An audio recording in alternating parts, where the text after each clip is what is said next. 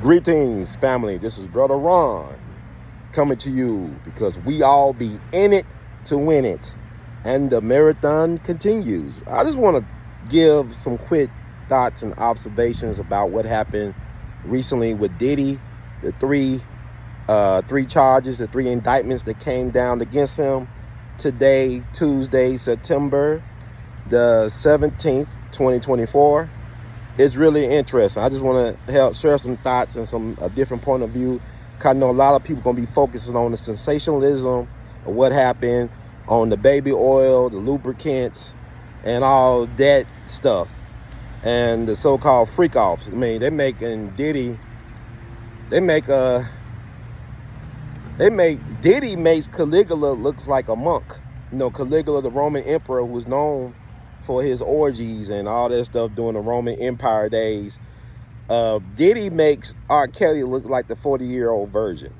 I said, Diddy makes R. Kelly looks like the 40-year-old virgin. But I digress, and this is very serious to note. I saw the presentation by the district attorney up there in New York. What is interesting is these are federal charges, but his homes were raided in Los Angeles and Miami.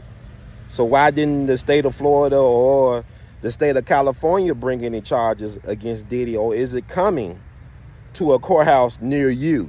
You know, but here's what I want to say about this. They're allegedly trying to connect Diddy and a RICO thing similar to R. Kelly. If he is indeed, or he has actually led a organized crime operation and organization, if this is going to be a RICO case, he should not be the only person charged. Just like R. Kelly should not be the only person charged. If they consider a organized crime entity to be me, myself, and I, if they charge R. Kelly as me, myself, and I guess that is a RICO. If they charge Sean Diddy, Puffy, Combs, whatever, as me, myself, and I, if he in consultation with just himself, I guess that is a RICO. But it's like they changed the rules. To me, if it's a RICO, name the other defendants involved. Don't hide their hands. Like they said, he had some high up supervisors, some high up managers overseeing. He also had a staff that was active in his alleged shenanigans. So name the names and charge them too. Because if they don't do that, then this is just a kangaroo court. And New York court judicial just us system has proven itself to be, at this moment in 2024 and for the last several years, a kangaroo court. How they treated Donald John Trump, a former president and presidential nominee of a major party this election cycle, 34 count indictment, found guilty of all counts, so-called felon running for the highest office of the land. This country was founded by felons and criminals and stuff. This country was founded by organized crime. So it's very hypocritical to point out the so-called Diddy doings and not hold this whole system accountable. The whole damn system is guilty and should be charged. Free Diddy. If the whole system is guilty, y'all got to free Diddy, because Diddy was protected by some higher ups. They say he had some higher ups overseeing his operation. Who are the higher ups that oversaw his operation? Is it Uncle Sam? Is it Uncle Lucian Grange? You know, the guy that runs Universal, that wasn't involved in a joint lawsuit with Diddy, against Diddy and them. And I guess they got removed from the lawsuit or whatever. You know, just look it up. Take a look. It's all online. What I'm saying is, this is a travesty of justice. I don't care how you feel about Diddy personally, but if they could do this to a so-called billionaire, celebrity, A-list celebrity, who are you? If they could do this to a president, who are you? If they could do this to the king of R&B, who are you? Because the Mann Act was actually started and created to get heavyweight boxing champion Jack Johnson, who had a thing for white meat. I'm not talking about chicken. He had a thing for white women.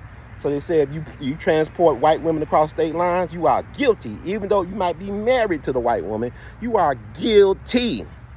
You can't have that white meat. That's the other white meat that you can't have, man. So, I mean, they're accused of, trafficking ooh la la. He's trafficking ooh la la. They say he had some male professional sex workers and women were forced into compromised positions. All this been on sex lies and videotape.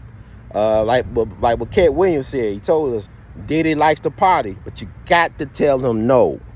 Just say no to freak offs. Just say no to freak offs. Don't get your freak on. Don't get your freak on. Don't get your freak on, man. But this is I don't care how you feel about Diddy. I mean, people are laughing at this, man. This is not funny. This is really sad. This is a shame. This is a blemish, a large blemish on his legacy. But I'm not gonna stop bumping Diddy. That ain't going nowhere. But is it Bad Boy doing life instead of Bad Boy for life? Is it Bad Boy doing life? Life, that's life. So my thing is, I will reserve judgment on Diddy, because what I saw and heard the press conference, it's a lot of sensationalism, but where's the meat? Show me the beef. No Diddy. Show me the beef.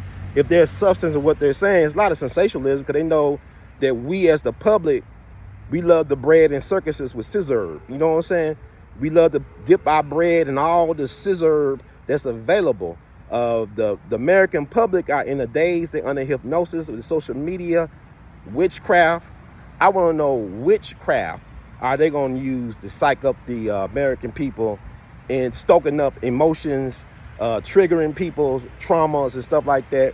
But people got to ask the question. So if this is a RICO, where are the other co-defendants? You can't say you're going to use RICO, because they did this to the 5 families back in the day. You had some of the top of the 5 mafia families go to jail. The prison got football numbers. Had co-conspirators charged. And that made Giuliani. He led on that case. But here's the thing. You got Eric Adams, his office, his administration is in trouble right now. Around a year ago, he gave Diddy the key to the city. Now the black mayor in New York, NYC, his administration is in trouble. The feds is watching. The feds is watching. The feds is watching. You remember 20 years ago, Diddy had that thing. I think Russell Simmons was involved in that vote or die. Vote or die. That vote or die thing. Now, who are in those discriminating videotapes? Who are they really protecting? Because to me, the real ringleaders have been doing this for decades with immunity. When I think about stories I heard about Diddy's mentor, like Clive Davis, Clive Davis had that Grammy party downstairs at the Beverly Hills Hotel while his protege, his superstar protege, Whitney Houston, laid dead up in the hotel room above. Was she a sacrifice?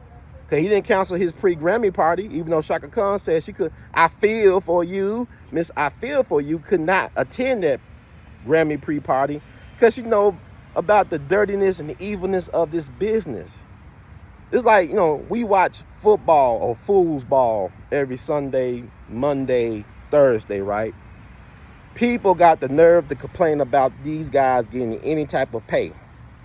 These guys are sacrificing their bodies, their minds for your entertainment. They are sacrificing their bodies for their family. I don't care how much you pay them, because every time they're getting tackled. Look at their quarterback for Miami. Every time they're getting tackled, it's like being in a car accident, a car wreck, concussions and everything. But a lot of these guys, by the time they're in their 40s, can't remember they ever played football, let alone won a Super Bowl. Not all of them, but a lot of them having that CTE stuff. So this is a very, very, very barbaric society when it comes to people's bodies. And so to act like Diddy is the worst thing, and he is the Frankenstein, but the system is the Dr. Frankenstein. And even at the end, Frankenstein tried to run away from Dr. Frankenstein, but people thought he was the monster. But the real monster is the system, it's the man, it's the powers they think they created this guy. Diddy is in a long line. Diddy got Fed protection. When you think about back in the day, the FBI got embedded with the Klan during the Civil Rights Movement. Some elements within the FBI was involved in kidnapping and unaliving civil rights activists and whatnot.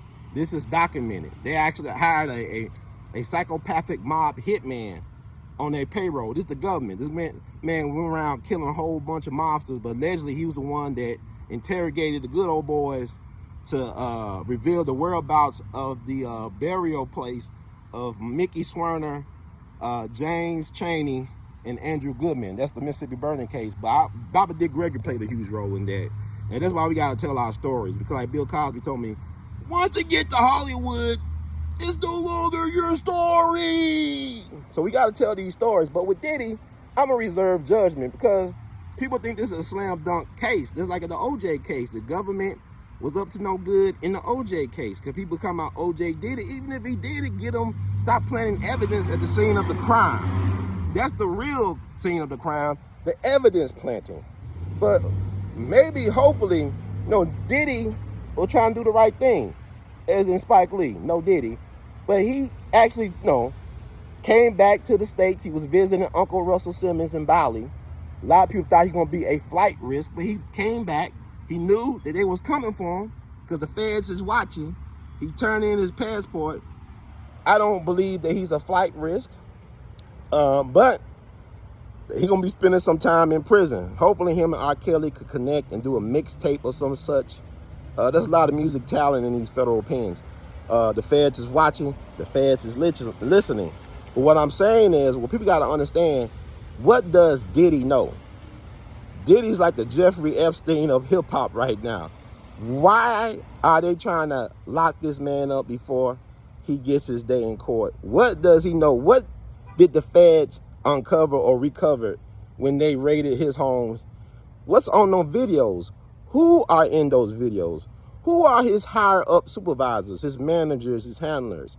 Who are the staff people? Name the names. Diddy should not be the only one behind bars. But if they make it like he got to be the only one behind bars, he need to free Diddy so he can spit his bars.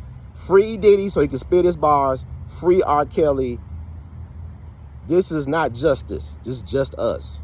So black people, white people, yellow people, all people, we should all be in it to win it. We should all demand the truth. Pray at noon for the truth to come out. Pray, meditate at noon for the truth to come out about what's going on with Diddy. Just like with Trump. Why do they want Trump? Trump is our enemy, but yet we could demean, demoralize, we can bully him online and offline. We could treat him like a clay pigeon offline, and yet nothing happens to people. But I always say this. Your enemies are the people you cannot name, that you cannot name, that you cannot talk about. Those are your real enemies. If you could talk about Trump, he's not your enemy. But what's Trump trying to do? He's trying to release the JFK files that should have been released back in 2017. He guaranteed to release that if he becomes president because he got RFK Jr. on his side. And then, from my understanding, he wants to release the names on the Jeffrey Epstein list. So they don't want Trump either.